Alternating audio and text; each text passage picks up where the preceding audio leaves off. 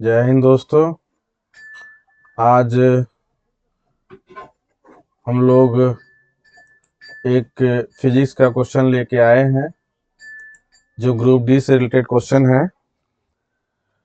जो ये हम लोग कुछ अच्छे अच्छे क्वेश्चन लेके आए हैं जो इससे पूछा जाता है। अभी अधिकतर एग्जाम में देखा गया है कि ये सब क्वेश्चन ज़्यादातर रिपीट होता है, इसलिए हम कुछ क्वेश्चन लेके आए हैं फिजिक्स से रिलेटेड है। आप इसे देखिए और इसे आगामी एग्जाम जो ग्रुप डी में आने वाले हैं उसमें आप लोग को ये बहुत मदद करेंगे। चलते हैं फर्स्ट क्वेश्चन पे। तो फर्स्ट क्वेश्चन हमारा क्या कह रहा है कि कह रहा है कि दो पारदर्शी माध्यमों ए और बी के अपवर्तनांक क्रमशः 3 और 2 है। 3/2 और 4/3 है। माध्यम बी के सापेक्ष ए का अपवर्तनांक किसके बराबर होगा? तो हम देख रहे हैं, हमें पता है कि अपवर्तनांक ऑफ ए दिया हुआ क्वेश्चन में कि 3/2 है और अपवर्तनांक ऑफ बी दिया हुआ है 4/3 है। हम इसे एक सिंबल ले लिए कि म्यू से हम अपवर्तनांक को दर्शाते हैं।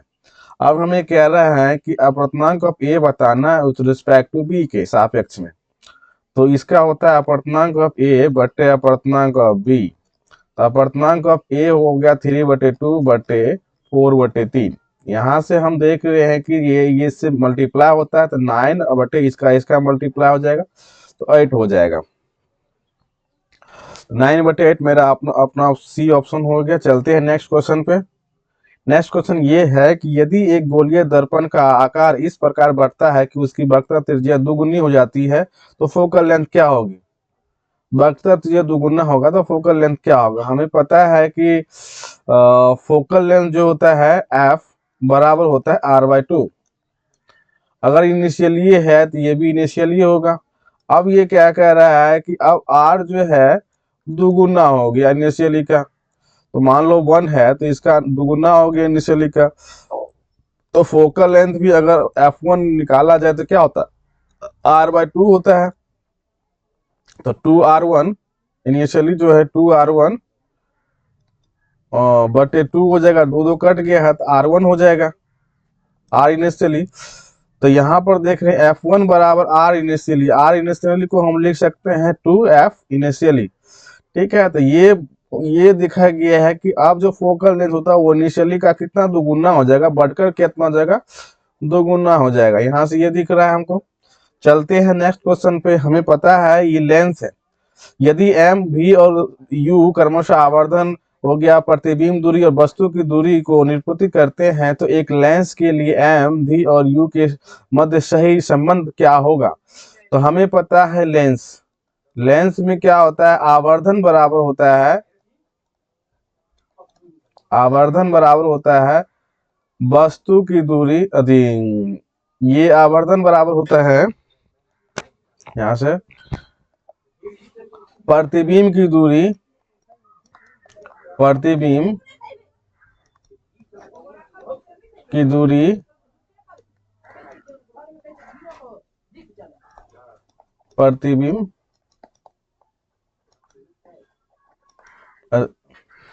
मिस्टेक हो रहा है, यहाँ वस्तु हो जाएगी वस्तु की दूरी।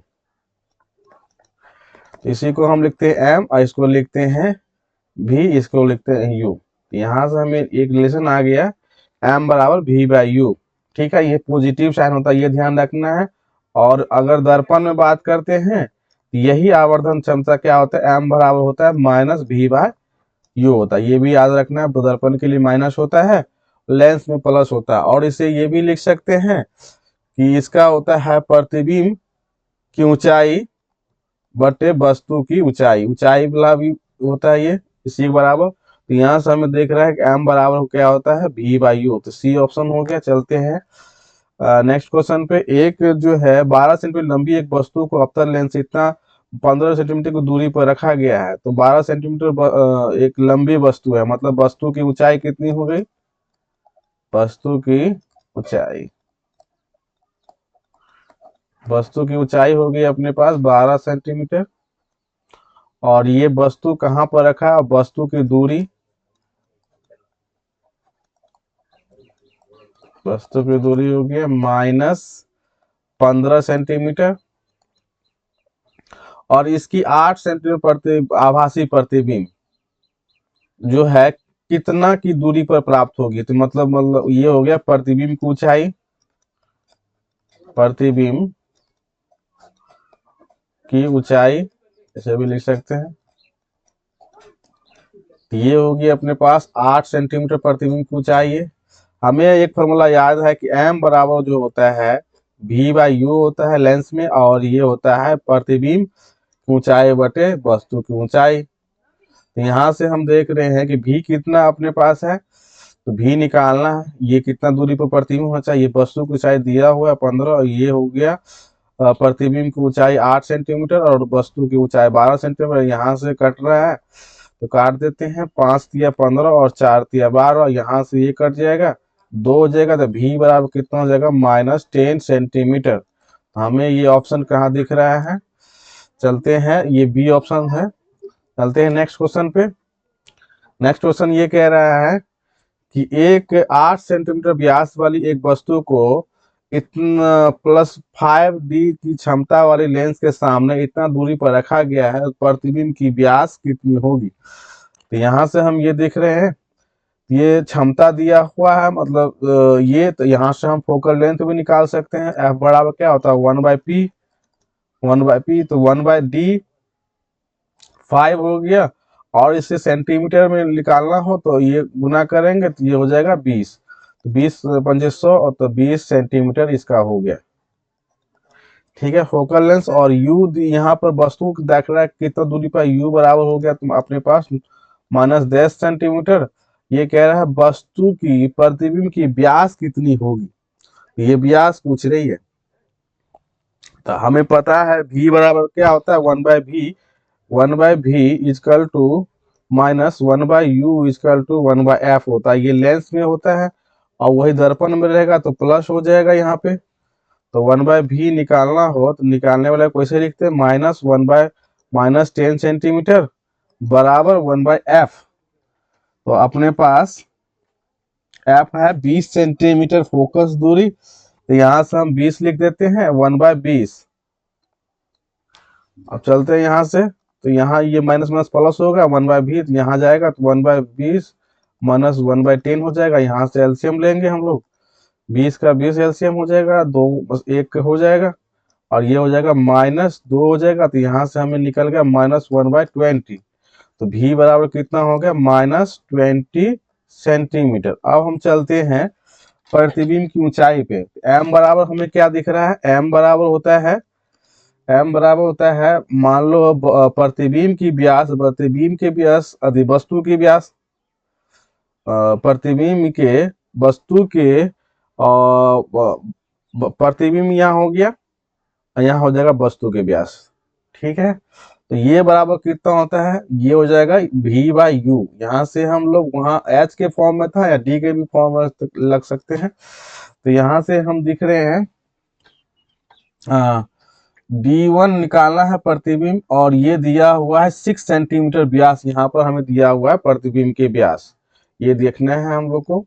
बराबर हो जाएगा v कितना है -20 सेंटीमीटर, u कितना है -10 सेंटीमीटर। यहाँ से यहाँ कट गया, यहाँ से यहाँ गया, d1 हो गया अपने पास 12 सेंटीमीटर। तो प्रतिबिंब की ऊंचाई कितनी है 12 सेंटीमीटर। यहाँ से चले डी ऑप्शन हो गया। चलते हैं नेक्स्ट क्वेश्चन पे। नेक्स्ट क्वेश्चन ये कह रहा है कि एक बच्चा किसी क्रिसमस ट्री बॉल की परावर्तक सतह को देख रहा है जिसका व्यास 10 सेंटीमीटर है। व्यास दिया हुआ है अपने पास 10 सेंटीमीटर, और कह रहा है कि उसे दर्पण में उसके चेहरे के वास्तविक आकार के आधे आकार का प्रतिबिंब दिखाई देता है, तो उसे बच्चे का चेहरा गोले दर्पण में कितना दूर में है। तो यहाँ से हमें अगर दिया हुआ है d दिया हुआ है व्यास, मतलब d मान लेते हैं, डायमीटर d दिया हुआ है, तो यहाँ से r निकल जाएगा, d बराबर r बराबर d/2 होता है। यहाँ से हो जाएगा d हो गया 10/2, यहाँ से 5 सेंटीमीटर ये हो गया r रेडियस। रेडियस हमें निकल जाने के बाद रेडियस निकल गया। आप यहाँ से हम लोग फोकस भी निकाल सकते हैं। एफ बराबर होता है r/2। आर कितना है 5/2, यहाँ से निकल गया 2.5 सेंटीमीटर। तो हमें फोकल दूरी भी निकल गई। और आवर्धन बराबर क्या होता है? आवर्धन बराबर होता है, अब यहाँ क्या है, क्या दर्पण है ना, दर्पण में हमें प्लस आता माइनस होता है, ये ध्यान रखना है। तो माइनस डी व्यास ऑफ और बस प्रतिबिंब और ये वस्तु दे देंगे हम लोग।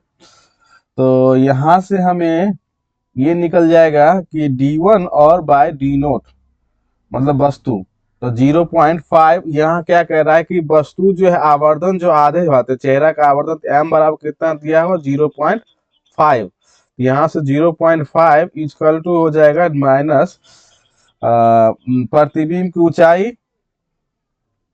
यहाँ लिख देते हैं -d1/d0। यहाँ से हम लोग देख रहे हैं कि d1 इक्वल टू हो जाएगा प्रतिबिंब बराबर 0.5 d0।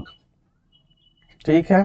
और हमें ये पता है कि 1/f होता है 1/d1 बस और 1/d2। यहाँ से ये कर देंगे तो 1/f कितना दिया हुआ है हमारे पास, f का हो गया 2.5 सेंटीमीटर इक्वल टू 1/d1।